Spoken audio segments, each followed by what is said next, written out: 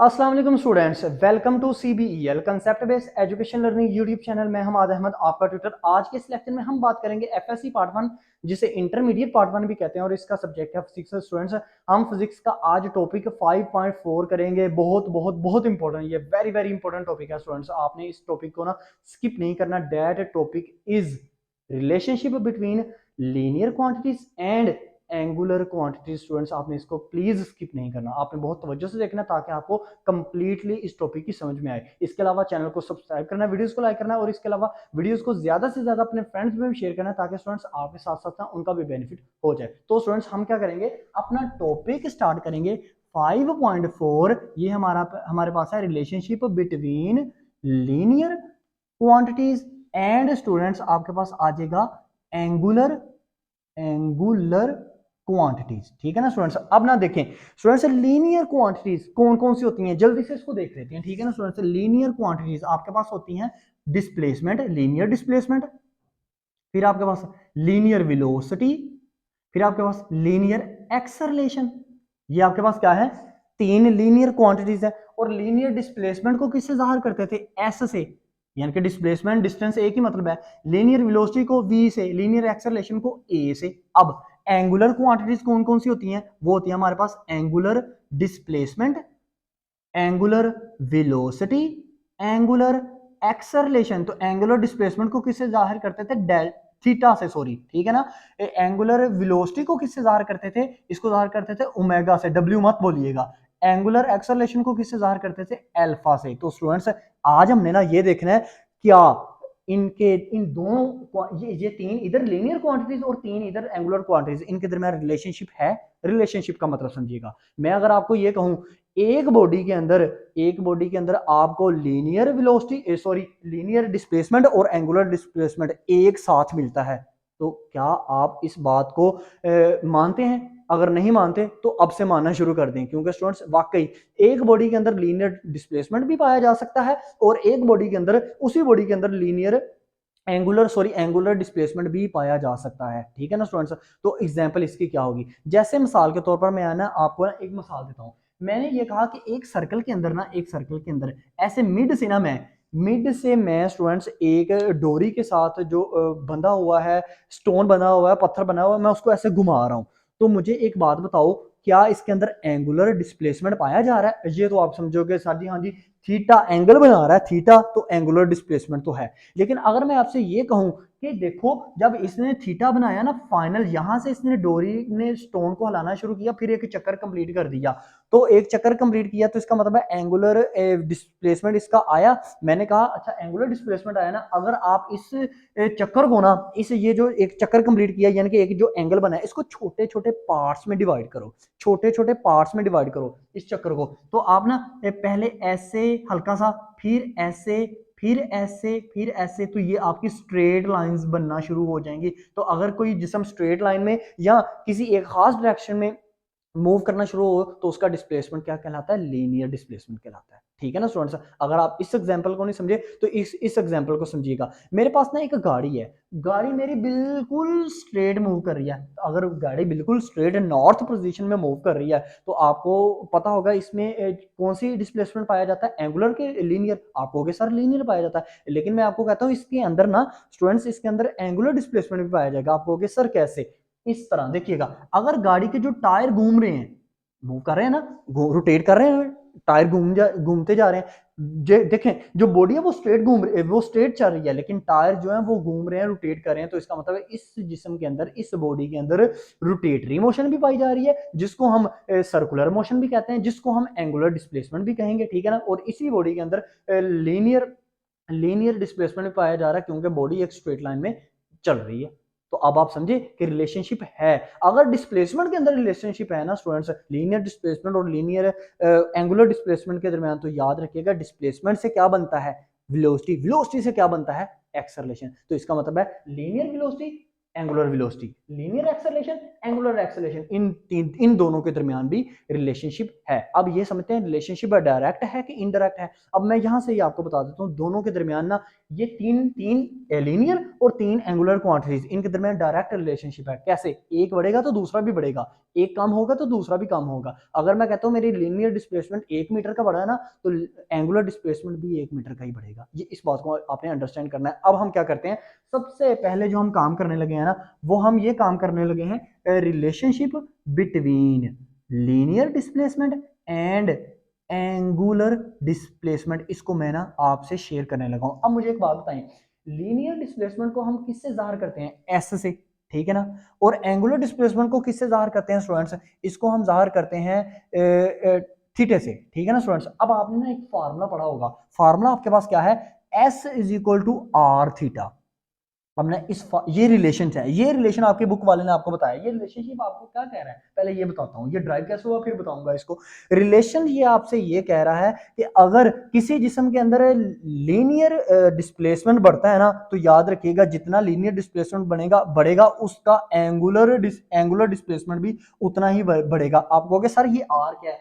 Are is the radius, R is the radius. अब ये कैसे? रेडियस को आपने इग्नोर करना है, ठीक है। मेरी बात को समझिए, जितना लीनियर डिस्प्लेसमेंट कम होगा, एंगुलर डिस्प्लेसमेंट उतना ही कम हो जाएगा। जितना लीनियर डिस्प्लेसमेंट बढ़ेगा उतना ही एंगुलर डिस्प्लेसमेंट भी बढ़ जाएगा। अब कैसे? ये इक्वेशन आई कैसे? अब देखिए, आपको पता है ना एंगुलर डिस्प्लेसमेंट कैसे आता है? जब सेंटर से हम किसी चीज को ऐसे घुमाएं, जैसे डोरी के साथ पत्थर को अटैच करके बांध के हम उसको ऐसे ऐसे घुमा रहे हैं। तो स्टूडेंट जब घुमाते हैं इसको, तो मैं इसको ऐसे पिक बना लेता हूँ, ये ऐसे एक सर्कल में घूमेगा, ठीक है ना। ये दरमियान में ऐसे डोरी, ये ऐसे ऐसे स्टोन जो है वो ऐसे ऐसे घूमता रहेगा। अब मुझे बताए, ये जो हम एंगुलर हमारे पास जो डिस्प्लेसमेंट होता है, इसको हम किससे में मेजर करते हैं? किस ऐसे यूनिट में मेजर करते हैं? आपको पता है ना, इसको हम रेडियन में मेजर कर सकते हैं। इसका ऐसा यूनिट तो रेडियन होता है, लेकिन हम इसको इसमें थीटे में यानी कि डिग्री में भी मेजर कर सकते हैं, ठीक है ना स्टूडेंट्स। तो मैं अगर कहूं कि ये एक चक्कर जो है वो एक रेवोल्यूशन है, तो एंगल मैं यहां पे लिखता हूं, एंगल इन वन रेवोल्यूशन या one radian is equal to, अगर मैं ये जानना चाहता हूं कि इस पत्थर ने जो एक गोल चक्कर मुकम्मल किया उसमें एंगल कितना बनाया, एंगल मींस उसके अंदर रेडियन, एंगल इन रेडियन, ठीक है ना, क्योंकि ऐसा यूनिट एंगुलर डिस्प्लेसमेंट का रेडियन है। तो एंगल इन रेडियन, एक एंगल कितना, एक चक्कर में एंगल कितना बनाया, वो किसके इक्वल होता है? जब हम ये देखेंगे कि इस पत्थर ने कितनी लेंथ अचीव की है, इसकी आर्क की लेंथ। आर्क का मतलब ये होता है, ये देखिए ये सेंटर है ना, सेंटर से ये वाला ऐसे ये आर्क, अगर सेंटर से इस तरफ को देखें तो ऐसे आर्क, फिर ऐसे आर्क, ठीक है ना स्टूडेंट्स, ये आर्क होती है, ठीक है ना। अब आर्क की लेंथ को डिवाइड कर दिया गया सेंटर से उस आर्क के दरमियान फासला, फासला मींस रेडियस, डिवाइड कर देंगे तो आपको क्या मिल जाएगा? आपको एंगल मिल जाएगा, किसका? एंगल ऑफ रेडियन मिल जाएगा। तो मैं एंगल ऑफ रेडियन का फार्मूला लिखता हूं, मैं ड्राइव का करना चाह रहा हूं, S is equal to R theta. Angle of radian is equal to आपके पास क्या है? Length over radius. अब मुझे बताएं एंगल ऑफ रेडियन, इसको मैं ये एंगल ऑफ रेडियन का क्या मतलब है? अब यहाँ पे ना आपने ना एक पॉइंट समझना है, देखिएगा जरा ध्यान से। एंगल ऑफ रेडियन का क्या मतलब है कि रेडियन मींस डेल्टा थीटा, ठीक है ना। तो डेल्टा थीटा कितना चक्कर उसने मुकम्मल किया? डेल्टा थीटा ने, वो है लेंथ ओवर रेडियस। तो एंगल ऑफ रेडियन इसका मैं क्या लिख सकता हूं? Delta theta is equal to length को मैं क्या लिख सकता हूं? डिस्टेंस है। डिस्टेंस मींस लेंथ, ये कितना फासला तय किया इस पत्थर ने एक आर्क में, यानी कि एक कोने से दूसरे कोने तक सर्कल के जाते वक्त, वो है एस ओवर रेडियस मींस, या इसको डेल्टा एस लिख लो, ठीक है। डेल्टा एस अच्छा है, ठीक है, क्योंकि हम एक आर्क का मालूम कर रहे हैं। डेल्टा एस ओवर रेडियस क्या लिखेंगे? आर। तो अब अगर मैं आर को डेल्टा थीटा से मल्टीप्लाई कर दूं तो ये मेरे पास बन जाएगा delta theta R is equal to delta S. अब अगर डेल्टा डेल्टा में दोनों तरफ खत्म कर दूं तो ये मेरे पास बन जाएगा S is equal to R theta. लेकिन स्टूडेंट्स मैंने क्या कर लिया? रिलेशनशिप डराइव कर लिया। अब आपको मैंने एक बात बताई थी कि हमेशा याद रखिएगा, ये रिलेशनशिप आपको ये बताता है कि जितना लीनियर क्वांटिटी बढ़ेगी जितनी लीनियर डिस्प्लेसमेंट बनेगा, एंगुलर डिस्प्लेसमेंट उतना ही बढ़ेगा। लेकिन आपने एक बात को अंडरस्टैंड करना है, अगर आपके पास रेडियस, किसी भी सर्कल का रेडियस यूनिट ही हो, यानी कि यूनिट हो, अगर आपके पास कोई भी सर्कल यूनिट सर्कल हो, तो यूनिट सर्कल का मतलब क्या है कि किसी भी सर्कल का जो रेडियस है ना वो 1 हो। तो 1 हो तो मैं क्या पुट करता हूँ? 1 हो तो मैं इस आर की जगह 1 पुट कर सकता हूँ ना, तो मेरे पास क्या आएगा? S is equal to theta. तो S is equal to theta का क्या मतलब है कि एस जितना लीनियर डिस्प्लेसमेंट बढ़ेगा उतना ही एंगुलर डिस्प्लेसमेंट बढ़ेगा, जितना ही लीनियर डिस्प्लेसमेंट कम होगा उतना ही एंगुलर डिस्प्लेसमेंट कम होगा। तो स्टूडेंट्स ये मैंने आपको क्या शेयर किया, मैंने आपको ये फार्मूला बता दिया। अब मेरी बात को आपने अंडरस्टैंड करना है। अगर हम इसका यूनिट देखें तो आपको पता है लीनियर डिस्प्लेसमेंट का यूनिट हमेशा क्या किसमें मेजर करते हैं, हम हमेशा ये मेजर करते हैं मीटर में। और एंगुलर डिस्प्लेसमेंट का यूनिट हम किसमें मेजर करते हैं, ये हम मेजर करते हैं एंगुलर डिस्प्लेसमेंट का जो यूनिट होता है वो रेडियन होता है, ठीक है ना स्टूडेंट्स, रेडियन। अब मैं आपसे ये कहता हूं कि ये क्योंकि ये दोनों वेक्टर्स क्वांटिटी हैं, इसकी डायरेक्शन भी तो होगी। तो अब हम देखते हैं कि जब हम ना लीनियर डिस्प्लेसमेंट और एंगुलर डिस्प्लेसमेंट के दरमियान एक रिलेशनशिप बनाते हैं ना, तो तब रिलेशनशिप बनाते वक्त उनकी डायरेक्शन, दोनों की डायरेक्शन क्या क्या होती है। तो पहले हम देखते हैं लीनियर डिस्प्लेसमेंट की डायरेक्शन क्या होगी। तो आपको पता है लीनियर जो डिस्प्लेसमेंट है वो डोरी के साथ ऐसे, देखिए पत्थर ऐसे घूम रहा है, जैसे ही मैं पत्थर को छोड़ूंगा तो वो पत्थर किस डायरेक्शन में मूव कर जाएगा, वो टेंजेंट की डायरेक्शन में मूव कर जाएगा। तो इसका मतलब है लीनियर डिस्प्लेसमेंट की डायरेक्शन क्या होती है, अलोंग द टेंजेंट। टेंजेंट, ठीक है ना, इसको अंडरस्टैंड कीजिएगा, अलोंग द टेंजेंट होती है, वो अलोंग द टेंजेंट मूव कर जाता है। लेकिन जो एंगुलर डिस्प्लेसमेंट होता है इसकी डायरेक्शन क्या होती है, एंगुलर डिस्प्लेसमेंट हम इसकी डायरेक्शन को मेजर करने के लिए right hand rule, right hand grip rule इसको कहते हैं, सही वर्ड ये है, ठीक है ना। तो राइट हैंड रूल की मदद से हम देखेंगे कि कोई भी हमारे पास फैन है, तो फैन को अगर हम ऐसे ऐसे घुमाते हैं तो फिंगर्स को कर्व करना है, थंब हमें इंडिकेट करेगा कि इसकी डायरेक्शन, इस फैन की मूवमेंट की डायरेक्शन किस तरफ है। तो जो हमारे पास एंगुलर डिस्प्लेसमेंट होगा ये हम कैसे मालूम करेंगे, इसकी जो डायरेक्शन होगी वो होगी राइट हैंड रूल की मदद से, राइट हैंड रूल। और ये along the axis of rotation होगी, जिस तरफ को आप घुमाएंगे उस तरफ को आपकी चीज क्या इंडिकेट करेगी, डायरेक्शन इंडिकेट करेगी। अब एक बात को अंडरस्टैंड करना है, हमेशा लीनियर डिस्प्लेसमेंट परपेंडिकुलर होता है एंगुलर डिस्प्लेसमेंट के। परपेंडिकुलर का क्या मतलब है, 90 का एंगल बनाता है। ये आपका बहुत इंपॉर्टेंट एमसीक्यूज है। What is the angle between the linear displacement and the angular displacement, और वो एंगल क्या है 90 का, और 90 डिग्री किसको कहते हैं, परपेंडिकुलर, यानी कि परपेंडिकुलर एंगल बनाता है। अच्छा तो स्टूडेंट्स अब हम करेंगे जैसा कि आपको पता है कि लास्ट हमने किया है, अभी हमने किया है linear displacement and angular displacement. तो अब हम क्या करते हैं, अब हम करेंगे लीनियर वेलोसिटी और एंगुलर वेलोसिटी।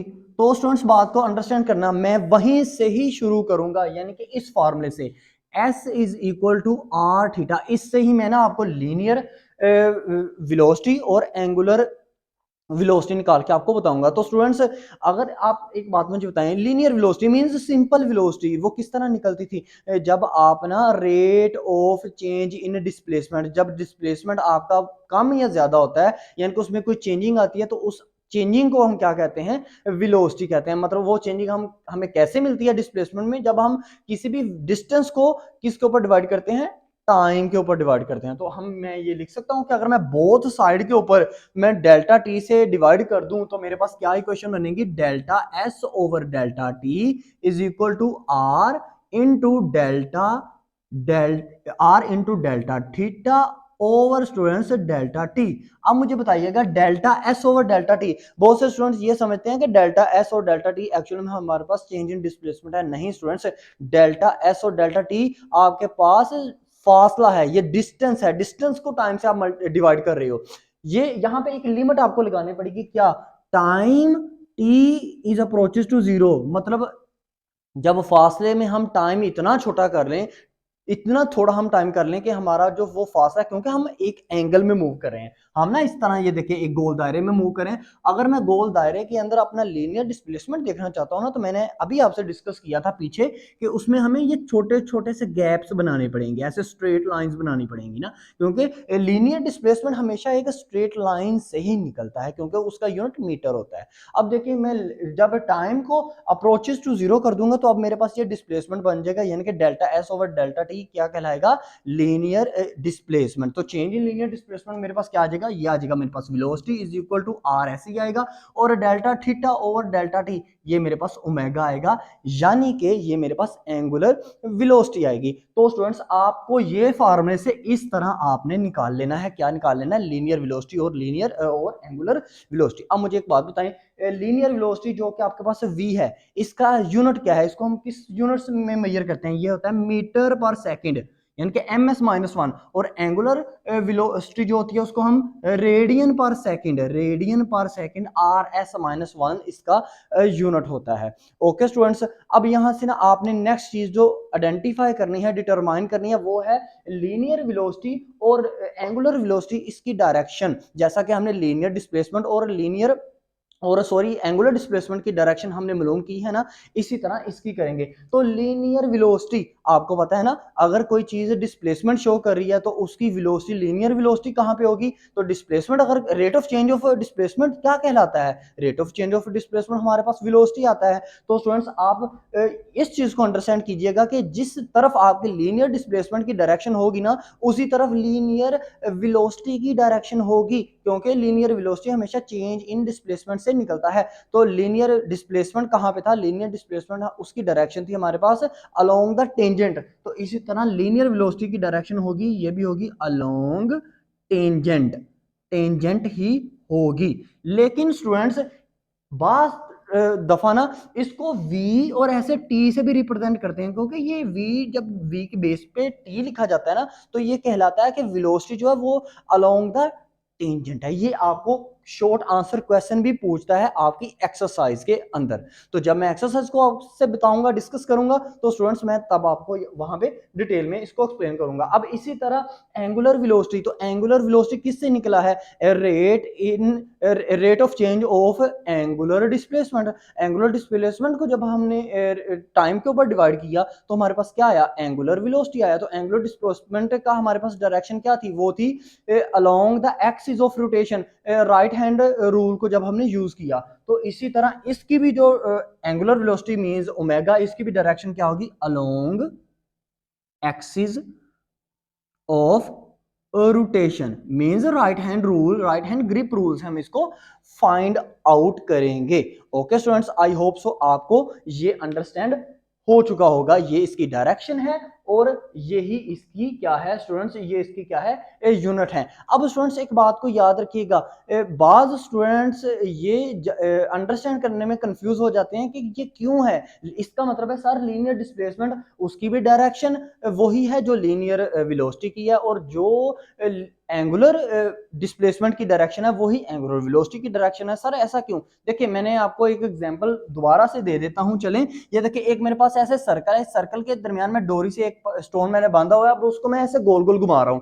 अब एक मुझे बात बताइएगा, मैं ना ज्यादा फासला भी तय कर सकता हूं, मैं कम फासला भी उस स्टोन से तय कर सकता हूं। ज्यादा फासला मींस मैं उसको ऐसे आगे से ऐसे ऐसे घुमा सकता हूं, ठीक है ना, वो ज्यादा डिस्टेंस कवर अप करेगा। टाइम के लिहाज से अगर देखें तो डिस्प्लेसमेंट कवर अप करेगा। अगर मैं उसको बिल्कुल हल्का से ऐसे ऐसे घुमाऊं तो वो कम डिस्प्लेसमेंट कवर अप करेगा। तो जहां पे आपका डिस्प्लेसमेंट की जो आपकी डायरेक्शन होगी, तो वही तो डायरेक्शन आपकी लीनियर वेलोसिटी और एंगुलर वेलोसिटी की बन रही है। जिस तरफ आपकी डायरेक्शन लीनियर डिस्प्लेसमेंट और एंगुलर डिस्प्लेसमेंट की बन रही है, तो इसमें आपने कंफ्यूज नहीं होना। तो स्टूडेंट्स अब हम क्या करते हैं, अब हम करते हैं linear acceleration and angular acceleration. अब देखें linear acceleration and angular acceleration, ये हमारे पास थर्ड रिलेशनशिप है, linear acceleration and angular acceleration. तो स्टूडेंट्स ये हम कैसे निकालेंगे, वही जो हमने लीनियर एक्सेलरेशन। अब मुझे एक बात बताएं, लीनियर एक्सेलरेशन मींस एक्सेलरेशन का फार्मूला क्या होता है, rate of change of velocity.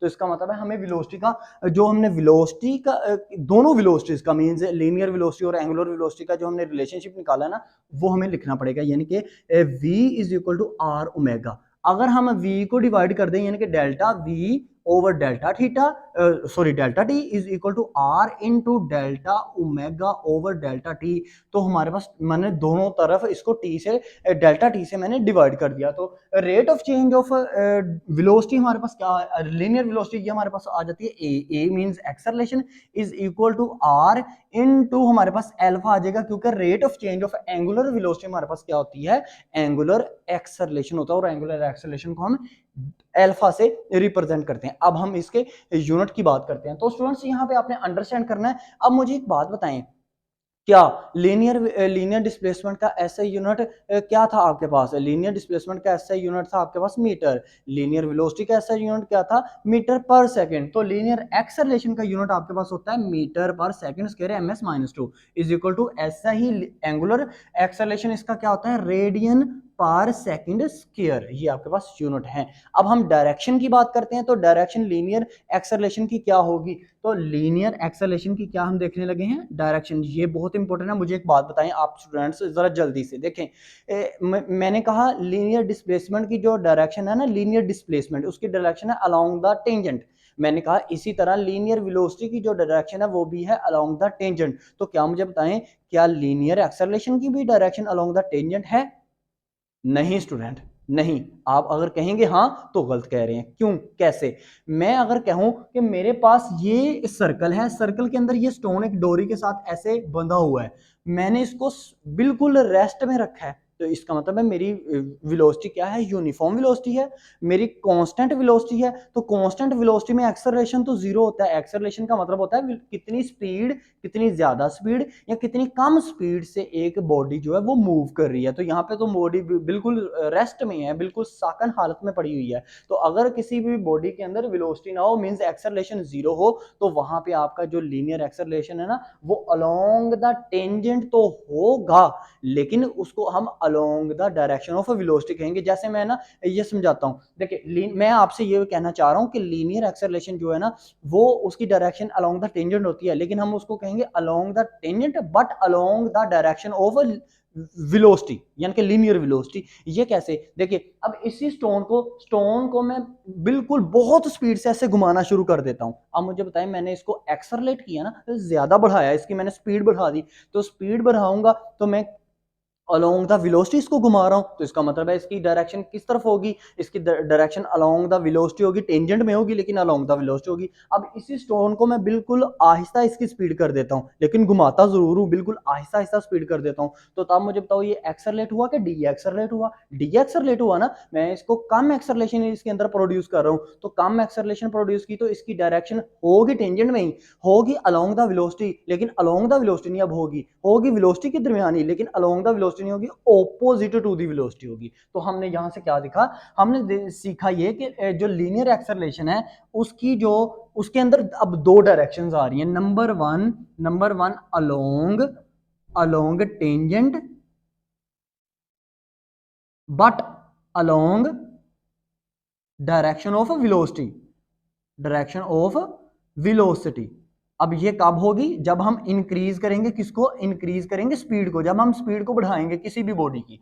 लेकिन दूसरा क्या होगा? दूसरा हमारे पास अलोंग द टेंजेंट तो डायरेक्शन होगी, अलोंग द टेंजेंट तो होगी, टेंजेंट के अलोंग ही होती है स्टूडेंट्स, लेकिन ऑपोजिट, अब ये अलोंग द वेलोसिटी नहीं होगी, ऑपोजिट टू वेलोसिटी होगी, ऑपोजिट टू वेलोसिटी। यानी कि यहां पे हम स्पीड को क्या कर रहे हैं? डिक्रीज कर रहे हैं किसी भी बॉडी की स्पीड को। जैसे आप फैन को ले लो, फैन को बिल्कुल तेजी से घुमाओ तो समझ लीजिएगा उसकी डायरेक्शन, उसके अंदर जो लीनियर एक्सेलरेशन है वो अलोंग द वेलोसिटी है। लेकिन वही फैन की स्पीड को आप स्लो कर दो तो समझ लीजिएगा उसके अंदर जो डायरेक्शन प्रोड्यूस कर रहे हैं वो अलोंग द वेलोसिटी नहीं, ऑपोजिट टू द वेलोसिटी, क्योंकि डिक्रीज उसको डी एक्सेलरेट कर रहे हैं। अब इसी तरह हम लीनियर एक्सेलरेशन की बात कर ली, अब हम एंगुलर एक्सेलरेशन मींस अल्फा की बात करते हैं। तो एंगुलर एक्सेलरेशन, एंगुलर डिस्प्लेसमेंट और एंगुलर वेलोसिटी किस तरफ को डायरेक्शन शो करते थे? Along the axis of rotation, right hand rule से। तो ये भी ऐसे ही है, लेकिन यहाँ पे भी सिचुएशंस दो ही आ जाएंगी। कैसे? अगर हम किसी भी बॉडी की एंगुलर डिस्प्लेसमेंट देखना चाहते हैं, लेकिन उसको अब हम फैन को फर्ज करें, मेरे पास फैन है तो फैन को मैंने ना, फैन के अंदर मैंने देखना है कि इसकी डायरेक्शन जो है वो किस तरह शो होगी फैन की। तो फैन की डायरेक्शन अगर मैंने एंगुलर एक्सेलरेशन देखना है ना, तो मैं राइट हैंड का यूज करूंगा कि मैं इस फैन के जो रोड को है वो राइट हैंड से पकड़ के इसको मैं कर्ल करूंगा फिंगर को और घुमाऊंगा इसको। अगर तो मैं इसको स्पीड से घुमाऊंगा तो इसके अंदर एक्सेलरेशन प्रोड्यूस होगा, ज्यादा एक्सेलरेशन प्रोड्यूस होगा। लेकिन इसी तरह इसकी जो होगी डायरेक्शन, मतलब एंगुलर एक्सेलरेशन की जो डायरेक्शन होगी वो अलोंग द एक्सिस होगी, लेकिन अलोंग द एक्सिस होगी पॉजिटिव टर्म में, मतलब वेलोसिटी के अलोंग होगी इसकी एक्सेलरेशन। लेकिन जैसे ही मैं इस फैन को राइट हैंड से घुमा तो रहा हूं, अब मैं बिल्कुल स्लोली स्लोली इसकी स्पीड स्लो कर दी है। अब एंगुलर एक्सेलरेशन प्रोड्यूस कर रहा हूं, अब अलोंग द वेलोसिटी नहीं प्रोड्यूस कर रहा, अब मैं along the axis of rotation नहीं प्रोड्यूस कर रहा, मैं opposite to axis of rotation produce कर रहा हूं। जिस तरफ को मैं रोटेट कर रहा हूं ना बॉडी, उसकी ऑपोजिट तरफ को जा रहा हूं। देखें फैन रोटेट किस तरफ को होता है, जिस तरफ को उसकी स्पीड बिल्कुल तेज हो जाती है। अगर मैं उसी स्पीड को स्लो करना शुरू कर दूं तो इसका मतलब मैं उसके एक्सिस ऑफ रोटेशन से ना ऑपोजिट काम कर रहा हूं, ठीक है ना, मैं उसकी स्पीड को डिक्रीज कर रहा हूं, उसके मुखालिफ सिमत में जा रहा हूं। तो वहां पे मेरे पास जो एंगुलर एक्सेलरेशन होगा वो मेरे पास opposite to the axis of rotation होगा। तो यही ऐसे लिखते हैं कि एंगुलर एक्सेलरेशन है जो है स्टूडेंट्स हमारे पास, वो आएगा उसकी जो डायरेक्शन होगी, direction along axis of rotation. कब? जब हम इंक्रीज करेंगे किसको? राइट हैंड रूल से, राइट हैंड का इस्तेमाल करके किसी भी बॉडी के अंदर स्पीड को बढ़ाएंगे। लेकिन यही जब हम राइट हैंड का रूल यूज करके डिक्रीज करेंगे उसी बॉडी की स्पीड को, तो हमारे पास क्या आएगी? तो हमारे पास डायरेक्शन आएगी अलोंग द एक्सिस नहीं, opposite to the axis of rotation आएगी हमारे पास स्टूडेंट्स ये डायरेक्शन। ओके स्टूडेंट्स, ये आई होप सो आपको ये समझ में आ गया होगा। इस चीज को आपने अच्छे से नोट डाउन कर लेना, ये बहुत इंपॉर्टेंट चीज थी। अब आप अगर पेज नंबर 104 पे अगर जाए ना, तो स्टूडेंट्स वहां पे आपको ना एक चीज मिलती है, वो कहता है रिजिड बॉडी। रिजिड बॉडी की आपने देखनी है। कहता है एक रिजिड बॉडी है जो है ना, मतलब बहुत सख्त बॉडी, लाइक दीवार कह लें, कोई भी आप गोल सर्कल कह लें। मैं आपको अभी एग्जांपल से भी समझाता हूँ। कहता है वो क्या कहता है, पेज के ऊपर ये आपसे वो प्यारे में डिस्कस करता है। वो कहता है कि कोई भी अगर आपके पास एक सख्त बॉडी है, रिजिड बॉडी है, कोई सख्त बॉडी है, तो उसके अंदर ना एंगुलर डिस्प्लेसमेंट, एंगुलर एक्सेलरेशन और एंगुलर वेलोसिटी ये तीनों सेम होती हैं। लेकिन इनके अंदर जो लीनियर डिस्प्लेसमेंट, लीनियर वेलोसिटी और लीनियर एक्सेलरेशन है वो डिफरेंट होता है। तो इसी चीज को मैं यहाँ पे लिखता हूँ कि एक रिजिड बॉडी है, उसके अंदर सेम क्या चीज होती है? सेम होती है उसके अंदर angular displacement, angular velocity, angular acceleration. उसके अंदर डिफरेंट क्या होता है? उसके अंदर डिफरेंट होता है उस रिजिड बॉडी के अंदर linear displacement, linear velocity, linear acceleration. ये कैसे? अब ना मेरी एग्जांपल को देखिएगा। मैं कहता हूं कि ये मेरे पास ना ये मेरे पास एक सर्कल है। इस सर्कल के अंदर ना मैंने ना एक दो पॉइंट रखे, एक इस सर्कल के किनारे के करीब है, एक इसके सेंटर से थोड़ा सा दूर है। अब मैं कहता हूं कि जैसे ही मैं इस बॉडी को रोटेट करता हूं ना, तो मतलब घुमाता हूं 30 के एंगल पे मैंने घुमाया, तो जब आप 30 के एंगल पे घुमाओगे ना, तो स्टूडेंट्स इसके अंदर जो एंगुलर डिस्प्लेसमेंट आएगा, इसके अंदर जो एंगुलर वेलोसिटी पैदा होगी, इसके अंदर जो एंगुलर एक्सेलरेशन पैदा होगा, एंगल सेम पैदा होगा, मतलब 30 का एंगल पैदा होगा। तो जब एंगल सेम पैदा हुआ तो तीनों टर्म जो है, angular displacement, angular velocity, angular acceleration, इसका मतलब वो तो सेम कवर अप हुए कितने?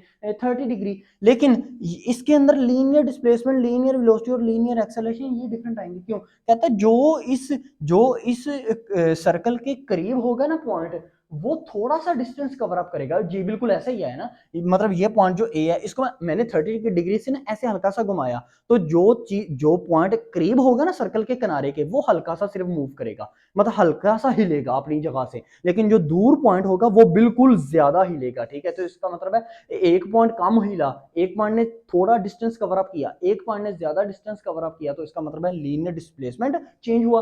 अगर लीनियर डिस्प्लेसमेंट चेंज हो गया ना, तो वेलोसिटी, लीनियर वेलोसिटी और लीनियर एक्सेलरेशन तो चेंज हो गई, क्योंकि डिस्प्लेसमेंट से वेलोसिटी निकलती है, लीनियर वेलोसिटी निकलती है, और लीनियर वेलोसिटी से एक्सेलरेशन निकलता है। इसकी एग्जांपल मैं आपको एक बेस्ट एग्जांपल दूं, आपने देखी भी होगी, खाना काबा ना, खाना काबा के इर्द गिर्द अगर आप देखो ना, जब वो तवाफ कर रहे होते हैं खाना काबा का, तो कुछ लोग ना बिल्कुल खाना काबा के करीब होते हैं, वो गोल गोल चक्कर लगा रहे होते हैं, ठीक है ना, कुछ लोग दूर होते हैं। अब मैं आपको एक बात बताता हूँ, ये आजमाई हुई बात भी है। जो लोग खाना काबा के बिल्कुल करीब होते हैं ना स्टूडेंट्स, वो जब एक चक्कर लेते हैं, वो जल्दी जल्दी कवर अप कर लेते हैं उस चक्कर को। क्यों? क्योंकि वो खाना काबा जो एक रिजिड बॉडी है, साकन हालत है, सख्त बॉडी है, उसके इर्द उसके करीब जो पॉइंट होगा, मतलब उसके करीब जो लोग होंगे वो कम फासला तय करेंगे वो उस चक्कर के अंदर, जो एक चक्कर लगाएंगे। लेकिन यही वो जो लोग जो खाना काबे से ज्यादा दूर है ना, वो जब अपना चक्कर लगाएंगे, वो बिल्कुल ऐसे घूम के लगाएंगे चक्कर, उनको ज्यादा फासला तय करना पड़ेगा। तो स्टूडेंट्स आपने इस एग्जांपल के अंदर भी यही देख लिया कि जो लोग करीब हैं, इसका मतलब वो कम फासला तय कर रहे हैं, जो लोग ज्यादा दूर है खाना काबा के, वो ज्यादा फासला तय कर रहे हैं। लीनियर डिस्प्लेसमेंट, लीनियर वेलोसिटी और लीनियर एक्सेलरेशन सबका तब्दील हो रहा है। तो ये थी रिड बॉडी के अंदर आपने ये चीजों को डिस्कस किया था उसने 104 पेज के ऊपर। अब देखिएगा, अब वो कहता है आपसे कि न्यूटन के जो इक्वेशन थी ना, वो आपने पढ़ी थी ना, न्यूटन इक्वेशंस ऑफ मोशन। कहता है न्यूटन की जो 3 इक्वेशंस ऑफ मोशन है ना, फॉर रोटेटरी मोशन, कहता है उसको आप कैसे निकाल सकते हो। तो मैं आपसे ना ये शेयर करता हूँ, देखें Newton Newton equation of rotation या रोटेटरी बॉडीज, एक ही वर्ड होता है, आप कंफ्यूज मत होइएगा। देखें न्यूटन की पहली इक्वेशन क्या थी, वो थी V F is equal to V I plus A T. अब स्टूडेंट्स मैं अगर आपसे ये कहूं कि इसके अंदर ना मुझे मुझे इन रोटेशन, ये हम सारी टर्म्स किसमें पढ़ रहे हैं, ये एंगुलर वेलोसिटी, ये एंगुलर डिस्प्लेसमेंट, एंगुलर एक्सेलरेशन, ये हम हमारा चैप्टर का नेम क्या है, सर्कुलर मोशन और रोटेटरी मोशन। तो कहता है अगर आपके पास एंगुलर डिस्प्लेसमेंट हो, एंगुलर वेलोसिटी हो, एंगुलर एक्सेलरेशन हो, तब ये न्यूटन की इक्वेशन के ऊपर कोई इंपैक्ट पड़ेगा? जी बिल्कुल पड़ेगा। वेलोसिटी ये आप देख रहे हो ना, V F is equal to V I plus A T. V किसका सिंबल है, वी है लीनियर वेलोसिटी का। तो लीनियर वेलोसिटी का लीनियर वेलोसिटी का जो रिलेशनशिप बनता है वो एंगुलर वेलोसिटी से बनता है। तो एंगुलर वेलोसिटी का सिंबल क्या है, ए है, सॉरी ओमेगा है। तो एंगुलर वेलोसिटी लीनियर वेलोसिटी से रिप्लेसमेंट हो सकती है, तो इसका मतलब है वी एफ की जगह ना आप क्या लिखो, ओमेगा एफ। एफ को एफ ही रहने देना है, तो मैं यहां पे ये लिखता हूं omega F is equal to omega I plus A. A acceleration, acceleration को हमने किससे रिप्लेस किया, अल्फा से, अल्फा टी। स्टूडेंट्स ये जो इसका मतलब है, ये जो इक्वेशन है ये कब एप्लीकेबल है, ये न्यूटन की इक्वेशन जब हम रोटेटरी बॉडीज के लिए देखेंगे। अब न्यूटन की सेकंड इक्वेशन की बात करते हैं, तो न्यूटन की जो सेकंड इक्वेशन थी ना, वो आपके पास क्या थी, S is equal to V I T plus half 1/2 A T square. अब मुझे बताएं क्या इसको मैं, इस न्यूटन की इक्वेशन को मैं in the form of rotational bodies change कर सकता हूं क्या, एंगुलर डिस्प्लेसमेंट, एंगुलर वेलोसिटी और एंगुलर एक्सेलरेशन की मदद से इसको चेंज कर सकता हूं, उसके इसके अंदर इन तीनों टर्म्स को मैं यूज कर सकता हूं? जी बिल्कुल। तो पहले मेरे पास क्या है, एस, एस मींस डिस्प्लेसमेंट। ये देखें आपके पास डिस्प्लेसमेंट को हमने किससे जार किया है, थीटा से। स्टूडेंट्स हमने डिस्प्लेसमेंट को किससे जार किया, थीटा से। तो हम यहाँ पे ये लिख सकते हैं theta is equal to V की जगह हम लिखेंगे omega I T plus 1/2 A की जगह अल्फा टी स्क्वायर। अब इसी तरह हम न्यूटन की थर्ड इक्वेशन की बात करते हैं, 2as is equal to V F square minus V I square. अब 2 ऐसे क्या, ऐसे ए की जगह अल्फा, एस की जगह theta is equal to V की जगह हम लिखेंगे omega F square minus omega I square. लेकिन स्टूडेंट्स हमने इन तीनों इक्वेशन को, न्यूटन की इक्वेशन को हमने न्यूटन की रोटेशनल बॉडीज के अंदर इसको चेंज कर लिया। तो ये, अब मुझे एक बात बताएं, क्या ये सच में एप्लीकेबल है, इसकी बात करते हैं हम आपसे। देखो स्टूडेंट्स न्यूटन की जो इक्वेशन ऑफ मोशन थी ये कब एप्लीकेबल थी, जब आपकी बॉडी जो है ना उसके अंदर एक्सेलरेशन जीरो हो, उन बॉडीज के अंदर यूनिफॉर्म वेलोसिटी बिल्कुल कांस्टेंट हो, तब हम न्यूटन की न्यूटन की इक्वेशन ऑफ मोशन को हम अप्लाई कर सकते थे। लेकिन ये न्यूटन की इक्वेशंस या न्यूटन की इक्वेशंस ऑफ रोटेशनल बॉडी ये कब एप्लीकेबल है, याद रखिएगा ये तब एप्लीकेबल है जब आपकी बॉडी के अंदर ना जो रोटेशनल या जो रोटेशन है ना, यानी कि जो एंगुलर डिस्प्लेसमेंट, एंगुलर वेलोसिटी या एंगुलर एक्सेलरेशन है, वो बिल्कुल एक स्ट्रेट डायरेक्शन में प्रोड्यूस होनी चाहिए। वो स्ट्रेट डायरेक्शन चाहे राइट तरफ हो, लेफ्ट तरफ हो, सामने की तरफ हो या बैकवर्ड हो। ठीक है ना स्टूडेंट्स, इस चीज को आपने अंडरस्टैंड करना है। ये आपकी बुक के पेज के लास्ट 104 के ऊपर जो जहां पे आपका टॉपिक कंप्लीट हो रहा है उसके अंदर लास्ट 3 लाइंस हैं। तो ये स्टूडेंट्स आपका क्या था, एक कंप्लीट टॉपिक था। मैंने आपको इस टॉपिक के अंदर डिस्कशन आपसे ये की कि relationship between linear vector, linear आपके पास displacement, linear velocity, linear acceleration with angular displacement, angular velocity and angular acceleration. I hope आपको वीडियो अच्छी लगी होगी। वीडियो अच्छी लगी तो लाइक कीजिएगा, चैनल को सब्सक्राइब करना आपके लिए जरूरी है, क्योंकि इस चैनल के थ्रू आपको आपके लेवल तक जाके एजुकेशन प्रोवाइड की जा रही है। अब तक लेते हैं, अपना ख्याल रखें, अपने इस यूट्यूब चैनल का भी। अल्लाह हाफिज।